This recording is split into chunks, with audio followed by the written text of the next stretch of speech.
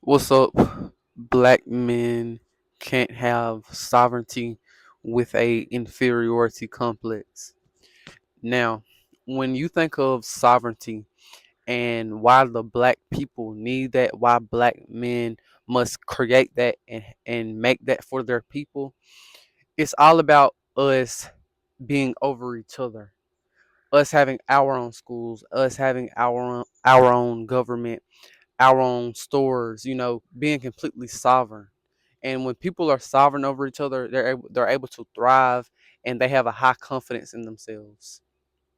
Now, when we have an inferiority complex, we won't have the desire to become sovereign because we feel like we're inferior and we feel like this race of people or that race of people are better, so we should be under them because they're better than us, right? And it starts with the the idea that, okay, I'm a black man, I can do this and I can become successful, but the white man can do that easier than me. The white man smarter than me. The white man can do it 2 times faster than I can. The white man just better than me, right? It starts with a mentality where you just think white people can do better regardless, and no matter what you can do, they're just better. They're just superior. It starts with that mentality, and we don't understand that doesn't just go to a level of, like intellect.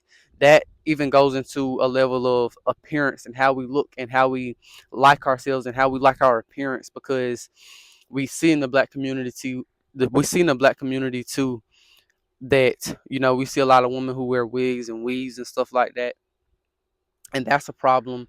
But you also see a lot of men who have that inferiority complex where uh it's a multitude of different things. I think overall black men are forced to live in reality a little bit more, but it's definitely still there, a lot of that inferiority and not liking your skin tone, and it runs so deep into so many areas in the black community of us subconsciously feeling like we're inferior. And I think that that has to do with a multitude of things, because black people in the United States, in this country, we're not often associated with having power, with having control.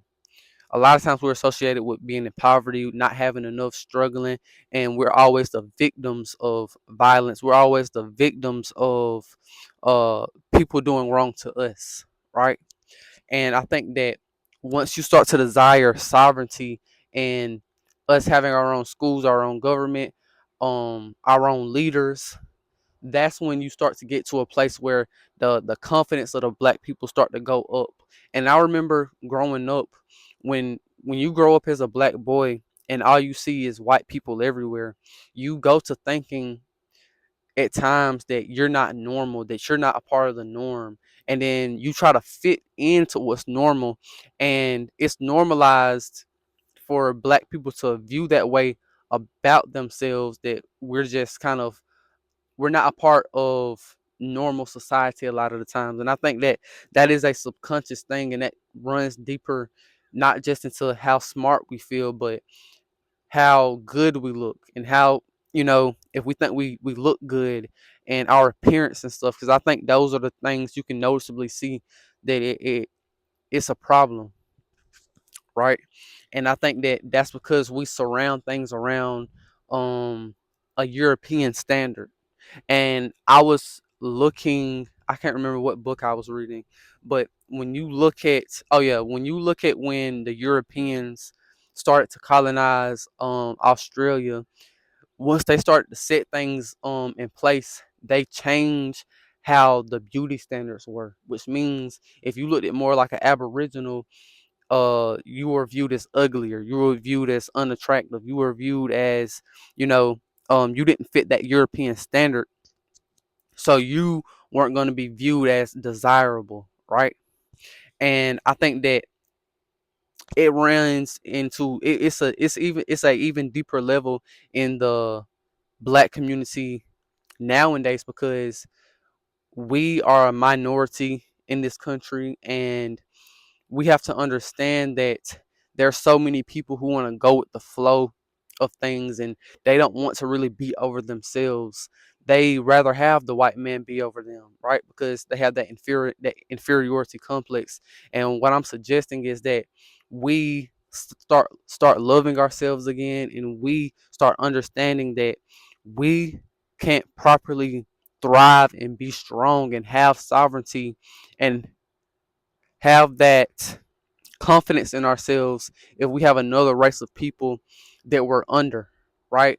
And that race of people is basically the standard. And one thing that you have to notice as well, this is not something that just runs with black people. I think it runs with black people the most, but you can find Asian white supremacists, you can find the Indian white supremacists, you can find the Mexican white supremacists, because that's what's propped up in the media. Those people who have the power, those people who are in all the movies, that's all you see, right? And it's a part of them colonizing so many areas and taking over so much that they became the standard, right? And so that's why you could find not only a black man trying to put on the mentality of a white man and look like a white man a lot of the times, and you see that with black women as well. They'll try to be like the white woman.